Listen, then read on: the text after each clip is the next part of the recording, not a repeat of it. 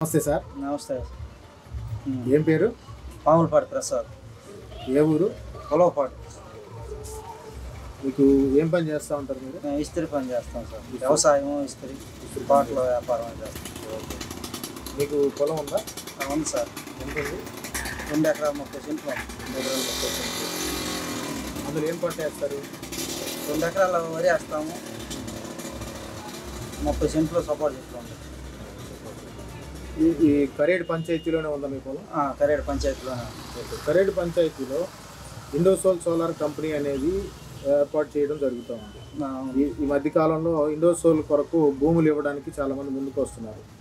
మీ అభిప్రాయం తెలియజేస్తారా? మేము సంతోషిస్తున్నాం సార్. ఇంత పెద్ద కంపెనీని కరేడ్ ప్రాంతానికి తీసుకురావటం ఎంతో గర్వంగా ఫీల్ అవుతున్నాము.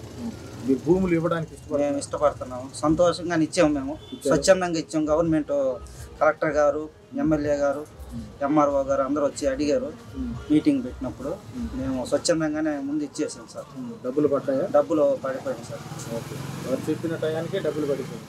చెప్పే వారానికి పడతాయి అన్నారు. అట్టగే పడ్డాయి సార్. ఓకే. ఈ ఇండోసోల్ సోలార్ కంపెనీ కరేడ్ ప్రాంతానికి రావడానికి మీ అభిప్రాయాన్ని తెలియజేయగలరా?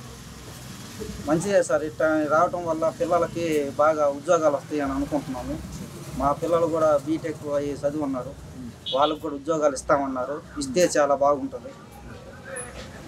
ఇది మరో విశాఖపట్నం అయితేనే అనుకుంటున్నాం సార్. ఓకే. అంటే ఇండోసోల్ కంపెనీ రావడం ద్వారా పరిసర ప్రాంతాలు బాగా అభివృద్ధి చెంది డెవలప్ జరిగి ఉద్యోగాలు ప్రతి ఒక్కరికి ఉద్యోగాలు వస్తాయి, పని కల్పిస్తారు అనుకుంటున్నాం. ఉపాధి దొరుకుతుందని ఆశిస్తారు. అవును సార్. ఓకే.